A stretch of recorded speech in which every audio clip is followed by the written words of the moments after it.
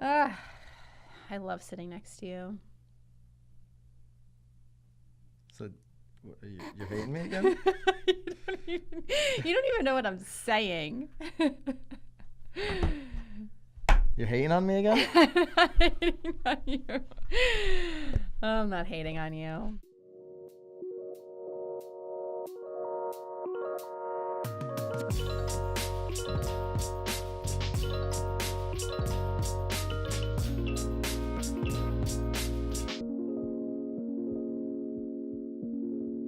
Hey guys, the real word. You are tuned into episode 38 of The Real Word. I think that's how we started. That's not at all how we started. This is Byron and Lazine, this is Nicole White, and this is the show. That's how we're starting this today. This is the realest, real word, the realest show in real estate. That's what I really want to start calling it. The realest show in real estate. I don't even think that that's like a real word. All right. Realist? Let's just get into the real word then. If you're new to the show, because maybe you're new. Maybe you saw the Broke Agent show last week and you're following the BA, and maybe we siphoned over a couple of that would be fun. His followers. Or maybe at the summit. You did a really good job of like dropping the real word at the summit. If you guys were at the Tom Ferry Summit, let us know. So maybe I met a few folks there. Like they came over, they're like, Racket. Hey, Racket. Yeah. Hey, real word. We have a bunch of names. Fun. But maybe this is the first show. We do a main topic, then we do 3 rackets. The rackets are great, by the way. I'm looking over at them right now. They're phenomenal. But the main topic, which the news broke when we were at the Tom Ferry Summit last week. It did break. And you got an email from Zillow directly letting you know exactly what was going on. Got an email, which I have up in my inbox right now. You ready for it? We're all ready. All right. So if you haven't heard the news yet, Zillow Offers program just made a couple of tweaks. We're going to get into one of them. I'm not worried about the other one. Not right now. But this one has some people worried. Yeah. Zillow acquires Mortgage Lenders of America.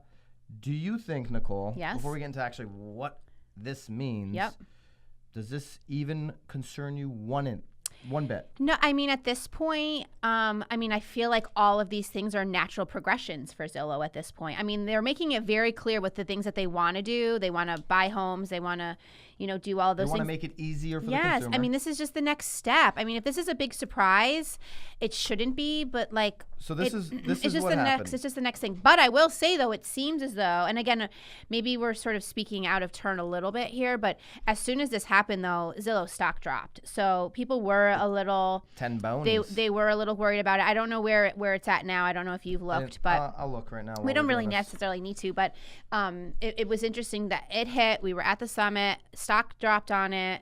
The Zillow guy was emailing you. So a lot of things were happening. You can come in. You can come in, Nate. We've got some visitors here on The Real Word. All right, so this is actually what happened. Zillow Group has entered into a definitive agreement to acquire Mortgage Lenders of America, a national online mortgage lender based in Overland Park, Kansas. The acquisition will allow us to provide buyers of Zillow-owned homes with a faster, more streamlined mortgage origination experience. So faster, more streamlined, thinking about the consumer.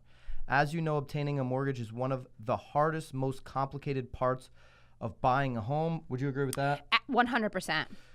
Our co-lender program remains, so this is Zillow, our co-lender program remains part of our business, and this acquisition will have no impact on the program. We expect the deal to close later this year. So this is a direct email from Zillow to my inbox summarizing, and you know what? I have a blog post here that they talk about the update, Sam. Oh, that's fun. We'll link that up. But this was a summary. Yeah. One that I could actually consume, so I appreciate that, Zillow. Yes. So they're not looking to get rid of the co-lender program, which we actually use. We're Zillow Premier Agents, and we have a co-lender, whatever they call that, the co-lender program, on there to supplement some of the advertising costs. Right. They're not going to cut into that. They're literally just offering this service for the people that are buying the homes. Why not? Why not? I mean, why not? Again, when we were at the summit, they actually had Zillow on the stage, and I'm going to butcher the numbers, and I apologize, I don't have them sitting in front of me, but they were saying that originally when Zillow was feeding leads to realtors, it was something like 40% of the real estate agents were actually getting back to the leads.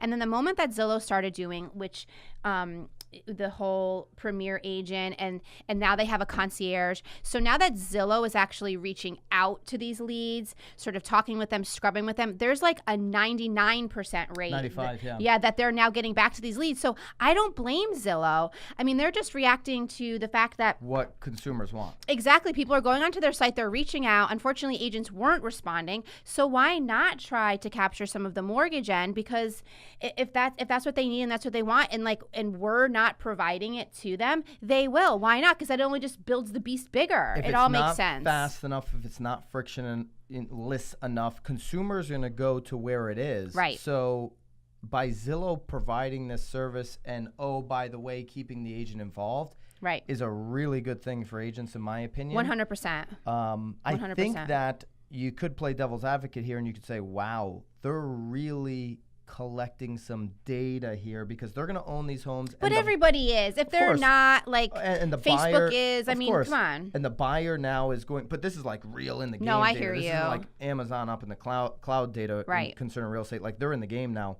The buyers of these homes are going to be using their mortgage company potentially. I mean, they're really cornering it, but everything they say they do, I go back to that. Watch what they say and then watch what they do. So far, they've been very, very upfront. So I'm going to continue to take them at their word, right, and continue to, what we've always said, build brand that doesn't rely on Zillow. Right. Something that I think I mentioned when I was out there. Build a brand so you don't rely on Zillow and Trulia leads, but be aware right, of what they're doing. I think anyone that says, oh, just ignore them and put your head down and work, they're also not, taking into account that you need to understand this because the consumers are using Zillow. So I think you got to pay attention. Yeah, I think that if you were smart about it, though, you could actually utilize Zillow to like leverage your business too if you do it properly. Let's do the Rackets because I'm convinced that Nate Dogg did not walk into the real word to hear about Zillow. Oh, right? He may have. I feel like we weren't done with Zillow. Are we done? We're done with Zillow? They have another That's update, it. but this is more. So the second part of this, and it'll be in the link. The second part of the Zillow news is they are getting a real estate broker's license in Arizona because Arizona is making them for the Zillow Offers program. Yeah. They will do that in any state that requires them to get a license. But I feel like they should. I feel like that's the right thing to do. I think Arizona's right on there. I mean, you don't think? Unless they're calling themselves unless it's going to be like a FSBO type. But anyway. They're still listing. It's very interesting. And they say it here, even in Arizona, they're going to list with a premier agent. What do they need a license for? They're buying and listing with a premier agent. True. So do you think every house flipper needs their license? That's fine. I think Arizona's trying to make it hard on them, and they said, hey, gotcha, we got somebody that can do that. I do want to make one side note, though, too, because when we were at the summit, there was a Bank of America gentleman Arizona there that must need their $500. Well... Maybe that or Greg Hague's got them. Ooh. Little Greg in Arizona. Hi, Greg. But anyway, back to the Zillow thing real quick, though, and it's sort of like a side note. But I think it's very interesting, though, because, again, the Bank of America guy was on the stage during the summit, too. And even Bank of America is trying to ease the whole and I mortgage thing, which I think there's going to be a huge shift. In all honesty, I feel like this kind of stuff is going to make all the other industries sort of shift and all the other companies sort of shift a little bit. And hopefully it'll be for the positive. Watch this. I believe the big banks are going to be in a really good position over the next few years to make the mortgage process very seamless because they have so much money behind them. They have so much tech that they can Well, there's enable. so much tech. Come on now. I mean... But I think they're going to be able to pull it off. Like these 14-day closings. The fact that you still need to fax your entire sheet thing is like redonkulous. I'd be looking out for the big banks getting bigger 100%. Holla. Racket time. I'm ready.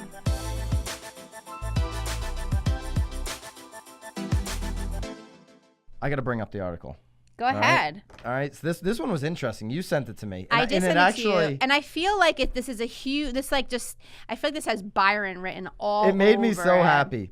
Households with college students are twice as likely to experience foreclosure. Now, I'll say that's not in every case, right? But twice as likely is super interesting. I don't have a college degree.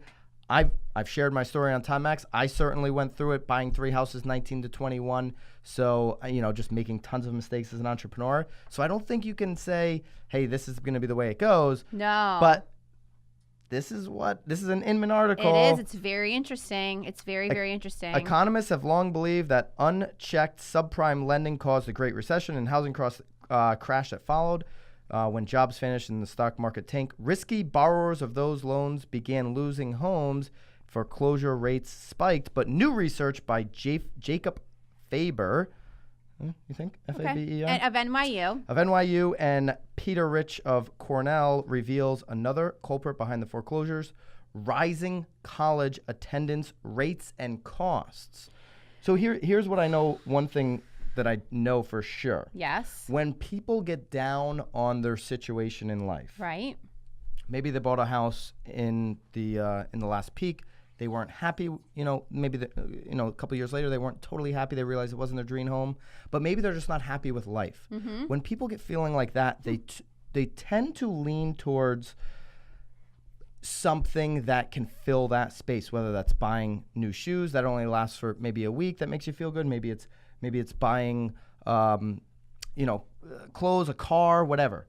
But it also is, I'm going to go back to school and all my dreams are going to be answered. I'm going to go to college, I'm going to get a degree, and I'm going to get the job that's going to make me happy. I think, though, that I agree with you, but I think that this article was talking about, like... So what I'm getting around to... families that were paying for their children to go to school, probably... Oh, you think it's from the parent standpoint? Yes, this is from the parent standpoint. The parents are pulling out money or probably refinance the home. Well, I can flip it. It's the parents that are sending their kids to college because they believe that that's going to be the answer, as opposed... I went to a lemonade stand yesterday. Lemonade? Yeah. Wow. And I bought a lemonade. Yeah. For $5. And I told... $5? Well, it was $1. I gave her $5. It was $1. I gave her $5.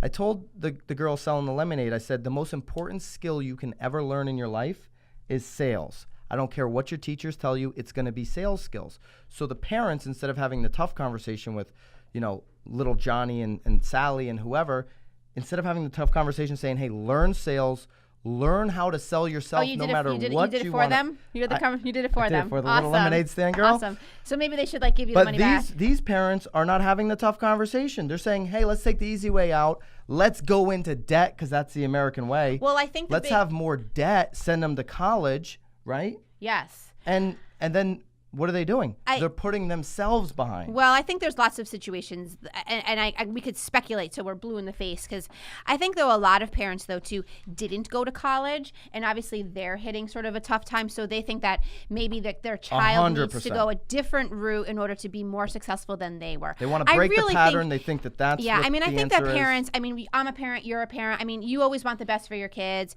So, again, and you even said it on the I'll trip. be a hypocritical parent. I'll probably send Stella to some fancy school. Right. She'll be going off to Brown or something. And Brown? I don't know. Brown. No? You said Brown. Brown? Come on. I'm saying Brown. I don't know. Come on. But anyway, so I think it's interesting. I think it's super scary. I think it's probably pretty accurate. I don't know that it's necessarily a racket. I know that you think college is a racket, so maybe it turns it into a racket. Struggling households became financially overextended and 2.172 times more likely to experience the foreclosure than homeowners without college-age children. So the kids are putting the parents in the foreclosure. I tell you, man, kids are a racket. Kids are the racket. I mean, you saw one of my kids looping around this podcast this time. Such a racket. Nate Dogg's not a racket. All right, racket number 2. The average home will get 13.3% larger in the next 20 years. You know that there's a lot of people coming to you right now saying downsize. Yeah. Well, downsize. Or I don't want that McMansion anymore. And it's funny because we did talk about it in one of the earlier rackets. We were talking about the fact that right now buyers are kind of wanting something a little smaller, maybe around the 2,000 to 2,500 square foot. They don't really want the 35 to 4,000. But here it is. I mean, you said it on the racket one time before that people are going to start living together. They're going to start working out of their homes. They're going to need to start having larger properties. And here it is, 13.3% larger in the next 20 years. I think we're going to be able to do so much stuff with technology in 20 years. Inman stole it from you. You're welcome, Inman. Inman, because they're watching the rackets in the road. Yes, they knew it. I think because we're going to have so much technology in our home, we're going to want bigger spaces because we're going to spend more time at home. Right. It'll be interesting to see how that plays out for me. But I do believe. What does that mean? Because like you don't want to live with your other family? Huh? What do you mean? It'll be I'm never at home, so it'll be interesting to see how that plays out for me. Okay. You know, because I'm not home now. So now if people are spending more time at home, you know. Are you stuck at home? Am I home or am I in somebody else's home? I don't know. We'll see how that goes. Wow. I'll be home. I'm coming home. 10 p.m. No, you know what I do believe, whether it's in 20 years or now, people want more functional layouts, right? They want better use of the space. The classic colonial that's 4-bed, 2.5 bath, that's certainly, really popular in Connecticut, right? Those are not functional homes. Well, it's funny because you're seeing more and more people putting like their pool tables in their dining rooms. Right. Because that to them is much more functional. Because they don't want it in their basement. Right. So, and that dining room, by the way, was, if you have the colonial where the back side of the house is actually open living space where you have kitchen open to some type of living room area, right? And then you have a sitting room and a dining room and the 2 front rooms, and then you have your 4 bedrooms upstairs and your bathrooms, as well. Those 2 front rooms, the sitting room and the dining room in the front of that colonial, are never used. Never touched. Right. Not at all. Never. Right. So again, like you're seeing more and more. Like I've seen 2 homes just recently, and was an open house yesterday. They're like, oh, I don't need a dining room. I'm gonna put my pool table in here. And I'm like, you wouldn't be the first person to say that. So you could take that 2,000 square feet and just make it more functional and get the use out of the whole space. So what I do know is a Racket, and here's the Racket. They're saying here that by 2036, an American family will own the 13.3% bigger home and a 19% smaller yard. I think people will trend to smaller yards. I do believe that. I think people are going to move quicker, all of that. But a $305,000 single family house. So maybe 20 years it's only going to pop from 250 to 300. I think it'll be bigger than that. I hope it's bigger than that. I think that's average. I think that's a Racket. I think that this is the total Racket. Right now they're saying the average lot cost. Did you catch this, Nicole? I didn't. The average lot was 31,000 square feet, costing $19,000. Huh. In 2026, the average lot's going to shrink to 28,000 square feet, but the price is going to stay steady at 19,000. If you can find a lot for 19,000, let me know about them. Buy the whole subdivision. Take it on. That's not happening in Connecticut. That's not our price point. No in way. Well, I guess the other problem here too is in Connecticut. Well, maybe we could just really speak to the towns we know. I mean, you need much larger building lots to even build a property. That's going to change in Connecticut. I already see it changing in a couple towns that we work in, because they just, you can't continue to do that. It's so hard on builders and landowners to get any profit if you continue to do this. So I think that's going to change. Right. But yeah, they've got to be talking about these mega 1,000 lot subdivisions where someone's like, okay, I'll come in and I'll buy each lot for $15,000. Well, in all honesty, though, too, I mean, they've got to be PUDs of some sort, too, where it's like an association and everyone's sharing and mowing and you don't really own it. That seems like a total racket. If they're selling lots for $19,000 in your marketplace, snag them. Drop us a comment, too. I'd love to hear about where that is. All right, Racket number 3. HGTV just won a big bid. Winner. On the Brady Bunch house. Outbidding Lance Bass, which is causing a little bit of a ruckus, although an update just a few days ago. It sounds like HGTV is going to be bringing in Lance Bass into the show that's going to be using the Brady Bunch house. So I guess at this point we just have to wait and see what happens. So who's like involved with it? Like who's going to be the HD? Are they bringing in I'm not so certain. Stars, they're like not. For a little one-off, obviously, Chip and Joanna, obviously they're bringing Lance Bass in. I mean, it's almost like it was perfectly planned. But Lance was a little upset because he got outbid. So he got verbal acceptance. He got verbal acceptance that he got the house. He actually tweeted it on Twitter that he got the house, like really excited about it. And then not more than I think it was 24 hours later, he got the call that he lost the property, and he later found out that HGTV got it. If you were renovating the Brady Bunch, would you just completely gut the thing down to its studs because it's pretty ugly? Or would you go like old school style and try to give it that Brady Bunch feel? I would try. Or would you just let social media vote on it? Well, I would let social media vote on it, but that's just me.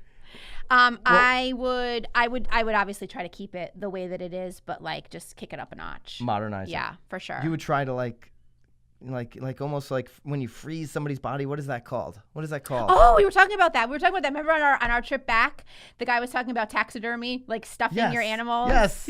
That's what you would want to do with this house? Frozen in time? I wouldn't necessarily want to keep it the same exact way. But you have to keep some of the elements. Like I don't mind the stairway going up and all that fun stuff. But it's I think it's pretty $1.85 cool. million. It sounds like it's a good location. Yeah, I mean, holy crow. It's not very large. I feel like we have to just, like, can you just say hi at least? Can you say hi to our people? No? Hi. There you go. Okay. Jeepers creepers. The guy just keeps walking back and forth like he owns the place. Well, he's going to take this show over Getting pretty drinks soon. for himself and not for us. So, I don't know. I don't think it's a racket, obviously, that this guy got outbid. That's the game, Lance. Well, that's just it. Maybe you shouldn't tweet until you, like, it's not done till it's signed, That's buddy. a great lesson. Like, contractors, builders, developers, investors. Make sure it's signed. Make get sure it's signed and the get your deal check signed. over. And then you can tweet about it. You could tweet all day long. Or keep it a mystery. Hey, closing a deal right now. Like, you don't have to necessarily tell everyone what the Ooh, deal you is. can even give like a storyline, like do like a little song bit from it. It's never over till it's over. For sure. And this podcast, by the way, is over. So, really appreciated everything today. I'm really happy about this podcast. And Nate Dogg over really here. Appreciate the guest appearance by Nate. Can you just at least say bye, Nate, everybody? Bye. You're the second ever guest on The Real Word. We'll see you guys next week. Bye.